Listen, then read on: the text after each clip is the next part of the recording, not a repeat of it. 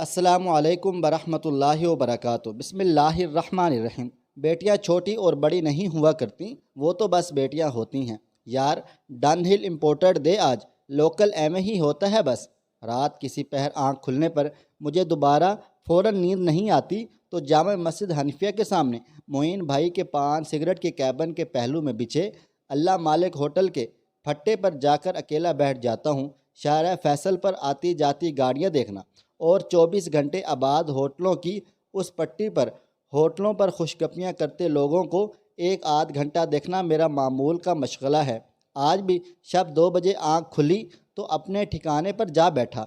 Imported Dunhill cigarette मांगने वाला ये नौजवान कोई बर्गर बच्चा नहीं था। ये 26-27 साला एक पोइट्री हरौंची था। खामखा किसी पर तबसराबाजी या जुमले कसना मेरी कभी भी आदत नहीं रही, लेकिन इस जुमले ने मुझे मजबूर कर दिया कि मैं अपनी हिस्से ज़राफ़त का मुज़ाहरा करूं। ये पोड्री मिडल कैरियर टाइप पोड्री था, मतलब अभी हीरोइन उसे 100% नहीं निचोड़ पाई थी। अभी उसके चेहरे पर कुछ रस और रौनक बाकी थी। कपड़े भी ज़्यादा गंदे नहीं थे। हाथ आम पोड्रियों की तरह जगह जगह से जले हुए थे। पाँव मैले कुचैले और सूजे हुए थे। मैंने उससे पूछा कि पाकिस्तानी डनहिल में विटामिन कम होते हैं जो इम्पोर्टेड मांग रहे हो। वो दिल फरेब अंदाज में मुस्कुरा दिया। बस उसकी मुस्कुराहट घायल कर गई मुझे। कहने लगा, पाकिस्तानी डनहिल में घास भरी होती है, इम्पोर्टेड में तम्बाकू होता है। मैंने पूछा कि क्या अब भी तम्बाकू को तुम्हें कोई लुत्फ़ देता है? वही मुस्कुराहट के, यार तम्बाकू क्या लुत्फ़ देगा, बस माँ बाप ने इतने लाडों से पाला था कि तौफीक मिलती है तो अच्छी चीज़ को ही हाथ लगाता हूँ। उसकी हजामत ताज़ा ताज़ा बनी हुई थी। सर पे मौजूद घने स्याह बालों में अक्का दुक्का सफ़ेद बाल ही नज़र आ रहे थे। मैंने अपने पहलू में फट्टे को थपथपाया तो वो पूरे एतमाद के साथ मेरे पहलू में बैठकर कांपते हाथों से सिगरेट सुगलाने लगा। हज़ारवें वाल हो? नहीं, पंजाबी हूँ, भावलपुर से हूँ। कब से शुगल मेला कर रहे हो? मैंने पूछा। 10 साल हो गए हैं। वो ज़रा बराबर झूठ या तकल्लुफ़ से काम नहीं ले रहा था। क्या रेट चल रहा है आजकल? 500 रुपये ग्राम है। शादीशुदा हो? हाँ, 5 बच्चे हैं। माशाल्लाह। कितनी उम्र है तुम्हारी? 28 साल का हो गया हूँ।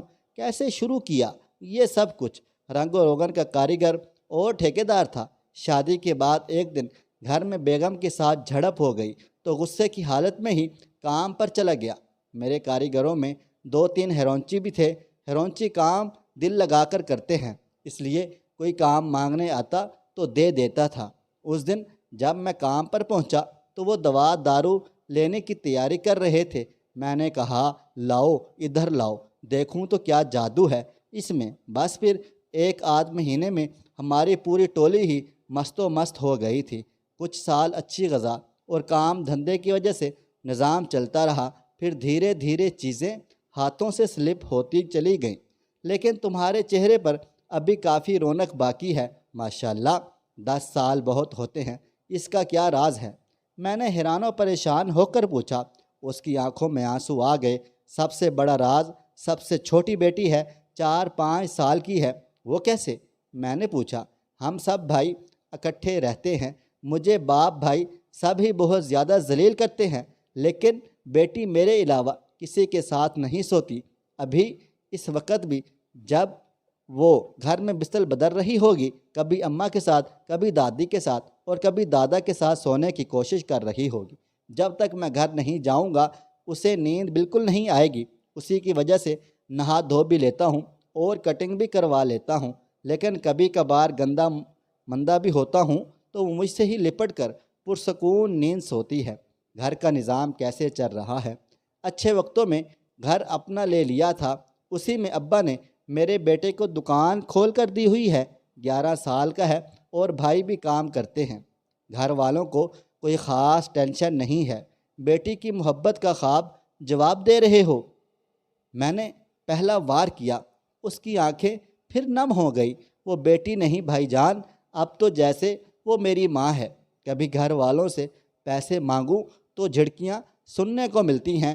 बेटी जब देखती है कि कोई देख नहीं रहा तो 20-30 रुपए के सिक्के इधर उधर देख कर चोरी से मेरी जेब में डाल देती है कि बाबा आपकी सिगरेट के लिए इकट्ठे किए थे। अब तो उसकी आंखों से बाकायदा मोतियों की लड़ियाँ जारी हो चुकी थी। यार तेरी जान अभी पूरी नहीं जली, अभी रिवर्स गियर मुमकिन है, सांगड़ क्यों नहीं जाते? मैंने 2 बंदे भेजे थे, दोनों ठीक होकर आ गए हैं। सुना है बहुत अच्छा काम कर रहे हैं। मैंने उसे दाना डाला, सांगड़ वाले दवा बिल्कुल नहीं देते, बिल्कुल भी। मेरे 2 दोस्त गए थे, दोनों की लाशें वापस आई हैं। बहुत सख्ती करते हैं वहाँ, दवा बिल्कुल नहीं देते, बस अचानक सब कुछ बंद कर देते हैं। फिर कोई और जगह है क्या? मैंने पूछा। मॉडल टाउन कॉलोनी में दारुल जन्नात वाले हैं। ठीक हैं लेकिन महंगे हैं बहुत, हमारे पास इतने इकट्ठे पैसे नहीं हैं। कितने महंगे हैं? मैंने पूछा। 1500-2000 रोज़ाना का खर्च है, 20-25 दिन तो लगते हैं।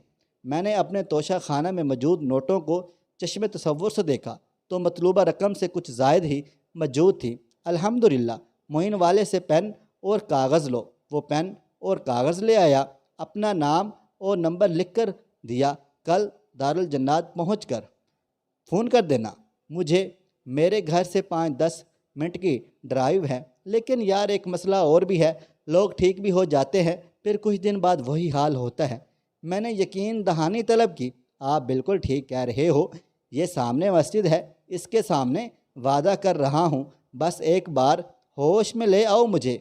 मैंने अपनी गुड़िया को सैर कराने सीवीयू लेकर जाना है, उसके सारे सिक्के मैंने उसे वापस करने हैं। मैं बहुत संगदिल हूँ, लेकिन उस पोड्री के आखिरी डायलॉग ने मेरी डीठ आँखों को भी नम कर दिया था। अच्छा, ज़्यादा डायलॉग नहीं मारो, कल मिलते हैं इंशाअल्लाह। अभी फ़ौरन घर जाओ, गुड़िया जाग रही होगी। खुदारा अपनी सेहत का ख्याल रखें ताकि आपके घर वाले जो आपसे बेपनाह मोहब्बत करते हैं, प्यार करते हैं, आपको देखकर जीते हैं, उनका ख्याल रखें। दोस्तों उम्मीद करते हैं आज की हमारी कहानी आपको पसंद आई होगी। दोस्तों वीडियो पसंद आई है तो इस वीडियो को लाइक करें, शेयर करें। अगर आपने अभी तक मेरा चैनल सब्सक्राइब नहीं किया हुआ तो अभी सब्सक्राइब कर लें, साथ में बेल आइकन को भी ज़रूर प्रेस कर लीजिएगा ताकि नई अपलोड होने वाली हमारी वीडियोज़ का नोटिफिकेशन आपको बर वक़्त मिलता रहे। मुझे आप अगली वीडियो तक इजाज़त दें। अल्लाह हाफिज़।